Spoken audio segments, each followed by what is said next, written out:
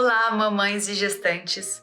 Hoje, no nosso programa, nós vamos falar sobre um assunto tão importante e que eu confesso dá um frio na barriga quando chega a hora. Vamos falar sobre introdução alimentar.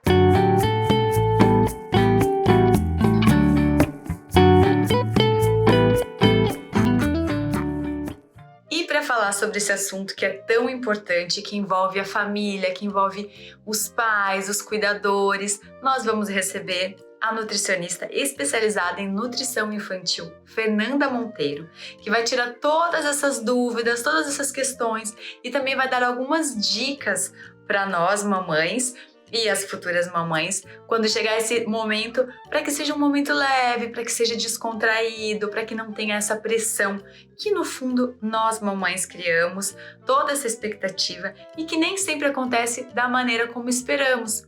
Mas tudo bem, é no tempo do nosso bebezinho. Então é com você, Fernanda Monteiro. Olá pessoal, meu nome é Fernanda Monteiro, eu sou nutricionista infantil. Tenho essa especialidade já há 12 anos, trabalho somente com crianças e recebi um convite da Ana para falar um pouquinho sobre introdução alimentar. Essa fase que é tão importante na vida do bebê e de nós mães, né? E dos pais também. E a Ana me enviou umas perguntas que eu sei que pode ser dúvida de outras mamães, de outros papais, e para facilitar aí a vida nessa fase, né, que é trabalhosa e de muita expectativa, eu vou falar um pouquinho aí de alguns pontos. A primeira pergunta que a Ana me enviou foi: quando iniciar a introdução alimentar e por quê? Quando a gente fala em início da introdução alimentar, a gente vê desde orientações começando aos 4 meses e orientações começando aos 6 meses. A Sociedade Brasileira de Pediatria, ela preconiza a introdução alimentar aos 6 meses de idade.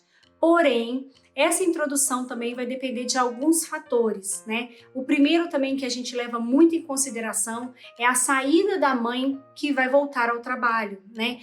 O que acontece? Quando o bebê começa a introdução alimentar, ele já vai ter duas perdas aí, de algumas do aleitamento materno, né? Que a mãe não vai estar presente para estar fazendo esse aleitamento e vai ser substituído, por exemplo, a frutinha, ou o almoço, ou o jantar pela refeição, né? E não mais o aleitamento materno, ou a fórmula. E o bebê já vai perder esse vínculo aí, caso a mãe não esteja em casa para ofertar.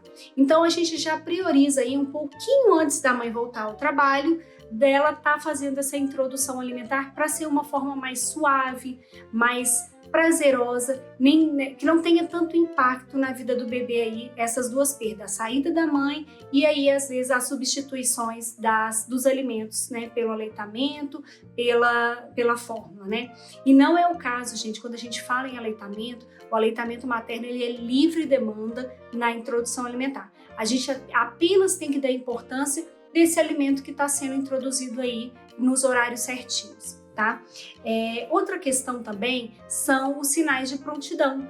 Isso é conversado com o pediatra, com o nutricionista em consulta. A gente precisa saber se o bebê ele já tem esses sinais bem amadurecidos. Eu vou falar algum deles. Um seria como o bebê se senta. Se é aquele bebê que tem a coluna retinha, que não fica caindo com facilidade de um lado para o outro, isso já está ok. Por quê? Porque no cadeirão ele vai ficar ali com a cervical retinha, sem ficar caindo. Outro sinal de prontidão é quando o bebê começa a colocar a língua para fora, a rejeitar os alimentos. E isso não pode acontecer, ele não pode ficar com aquela linguinha, sabe quando ele fica babando muito? Isso não pode acontecer, a linguinha tem que ficar um pouquinho mais para dentro da boca. E um outro sinal é quando o bebê já tem interesse de levar objetos à boca ou já tem interesse em pegar alimentos, né, na mão, a mãe está comendo, o pai está comendo, ele já tem esses interesses. Esses são, eu falei 3, mas tem outros sinais que isso tem que ser avaliado em consulta com o pediatra, com o nutricionista que vai fazer a sua introdução alimentar. E só para aproveitar que você falei em nutricionista fazer a introdução alimentar, eu tenho um e-book que tem todas as explicações sobre a introdução alimentar. A gente fala desde como começar, os métodos, falo tudo, tem receitas, tem 2 semanas de cardápio. Então, para quem interessar, pode ir lá no meu perfil, @nutri_infantil, clicar no link que tem lá no meu perfil, que tem esse e-book lá que você vai ser direcionado. A segunda pergunta da Ana, que eu achei também super interessante, hoje em dia a gente tem muitas maneiras, né, de começar a introdução alimentar, os métodos, né? A gente fala aí do método tradicional, do BLW, a gente tem hoje um chamado Bliss, que muita gente ainda não conhece, a gente tem introdução alimentar participativa, e a gente vê aí que cada um, foi o que a Ana escreveu assim, que eu achei super legal e é verdade, cada um defende a sua maneira como lidar com isso. Como que você, que vai começar a introdução alimentar, tem que lidar com isso? Primeira coisa que eu quero que vocês entendam é o seguinte: quem escolhe método, gente, é o bebê. Não somos nós pais, não sou eu profissional. Quem vai escolher o método vai ser o bebê. Ele que vai demonstrar. Às vezes a mãe começa ali com a alimentação toda amassada, mas o bebê não responde muito bem. E aí você acaba dando um pedaço e ele começa a comer. Ou às vezes acontece o contrário, você dá o pedaço e o bebê não engrena na introdução alimentar. E aí quando você amassa, flui tudo bem. E, gente, nenhum método é ruim, nenhum método é 100%. Cada um vai ter ali seus altos e baixos. Por isso que eu sempre falo que a alimentação participativa, que é o quê? A gente mesclar o tradicional com um pouquinho do BLW. Isso é o ideal. Por quê? Porque o bebê vai te respondendo aonde que tem que frear, aonde tem que acelerar. Então a gente não pode trabalhar com métodos rígidos, engessar um padrão.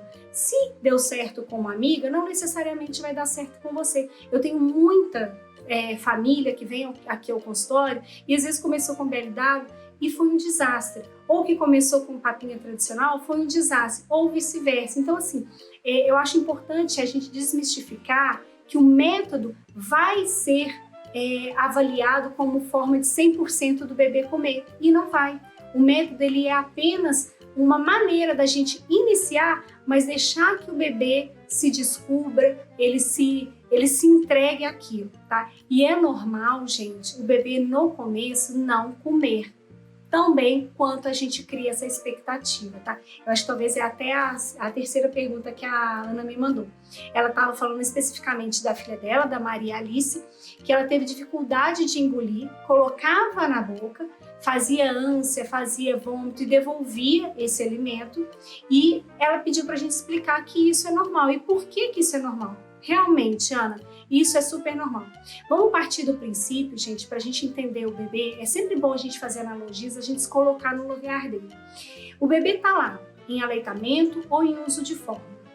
Quando a gente chega com um alimento novo, textura nova, coloração nova, cheiro novo, temperatura diferente, o que o bebê faz às vezes?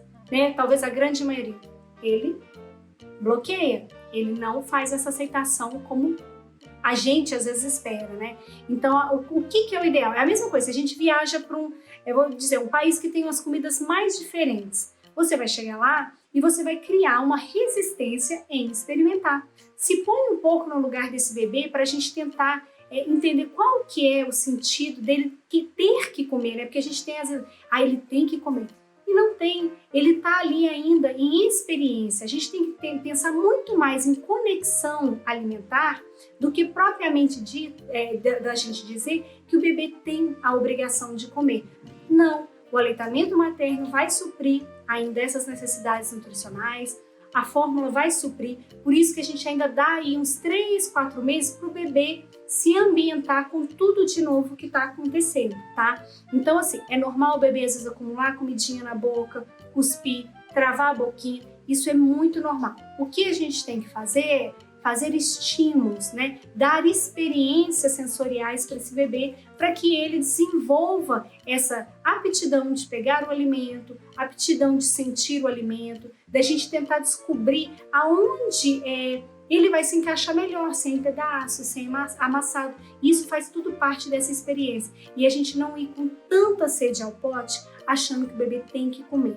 Passou aí 4 meses, o bebê não engrenou na introdução alimentar, aí a gente deve conversar com o profissional, explicar o que está acontecendo para a gente tomar aí as medidas e as estratégias necessárias para melhorar isso, tá? Mas de início, gente, fiquem tranquilos, o bebê ele está acostumando ainda com essa alimentação nova, é muita informação, o uso de utensílios, o uso da mão para comer, então é muita novidade naquela cabecinha para ele estar assimilando de uma vez só e começar já a comer. O ato de comer ele é um aprendizado.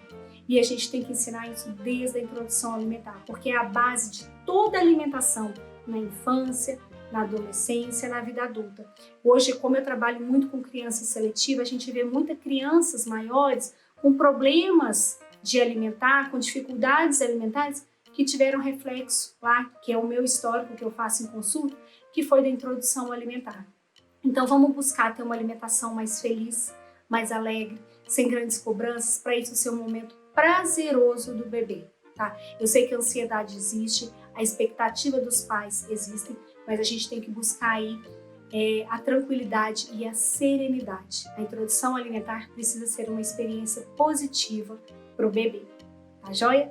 Um grande beijo, contem comigo. Se quiserem mais informações de introdução alimentar, seletividade alimentar, podem me seguir lá no Instagram, @nutri_infantil, que a gente fala com o maior prazer lá. Eu sempre estou fazendo interação com os meus seguidores, que para mim é eu falo que é uma grande missão minha poder compartilhar o meu conhecimento. Um beijo e obrigada, Ana, pelo convite. Fico à disposição aí para sempre que precisar. E esse foi o nosso programa sobre introdução alimentar. Eu espero que vocês tenham gostado, que vocês compartilhem, também coloquem sugestões para os próximos programas e enviem para as mamães e futuras mamães que com certeza vão aproveitar muito esse conteúdo tão importante que a Fernanda Monteiro passou pra gente. Um beijo e até a próxima!